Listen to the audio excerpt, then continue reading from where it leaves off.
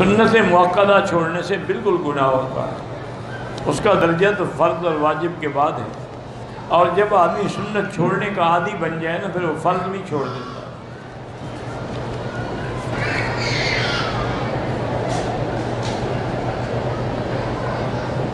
بہرحال عمرہ کرتے ہیں مسجد عائشہ سے ہو جاتا ہے، نہ کریں آپ کی مرضی ہے۔ اگر نعرہ رسالت میں صرف محمد الرسول اللہ کہا جائے تو کوئی حرج نہیں، لیکن ضرورت کیوں ہے؟ اگر صحابہ نے کبھی نعرہ رسالت نہیں لگایا تو جب حضور کے زمانے میں بھی یہ نعرہ نہیں لگایا گیا تو اب تم کیوں نہیں نعرہ ایجاد کرتے ہو؟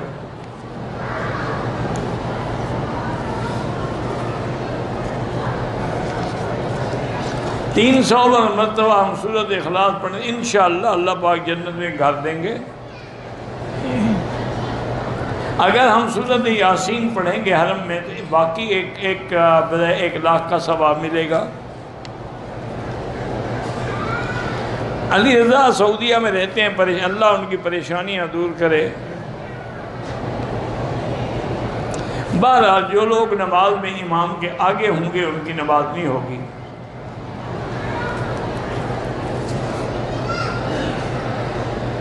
مولانا طیب صاحب پنجپیری جو ہیں بڑے اچھے آدمی ہیں، مواحد لوگ ہیں اور قرآن کی بڑی خدمت کر رہے ہیں ماشاءاللہ۔ دورہ تفسیر میں ان کے ہاں 40 ہزار آدمی ہوتا ہے۔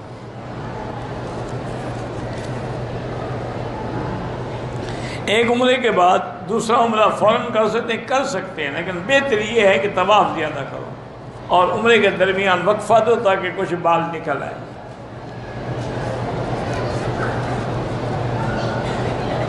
عقیقے کا سنت 7ویں دن ہے، 7ویں دن نہ ہو تو پھر 14ویں دن، ورنہ پھر جب چاہو کر لو۔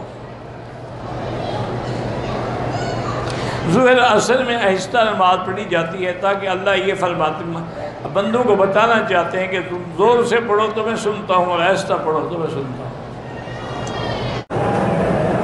فجر کی سنت چھوڑ جانے سے پہلے فوراً فرض نماز کے بعد میرے بھائی اگر 2 رکعت سنت فجر کی چھوٹ گئی، جماعت کھڑی تھی مل گیا، آپ نے 2 رکعتیں نہیں پڑھی تو اب اس کا افضل وقت تو ہے کہ اشراق کے بعد پڑھے۔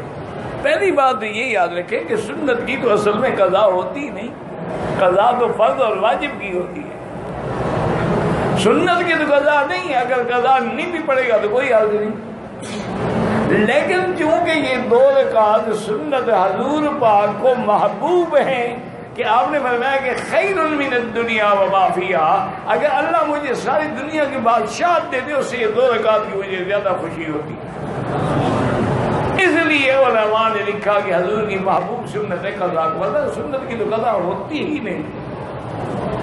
اس لیے یاد رکھیں کہ افضل یہی ہوتا ہے کہ سورج نکلنے کے بعد، اور جب سورج نکل کے اوپر چلا جائے نا نکلنے کے تقریباً 15 منٹ بعد اشراق بھی پڑھ لیں اور سنتیں بھی قضا کر لیں۔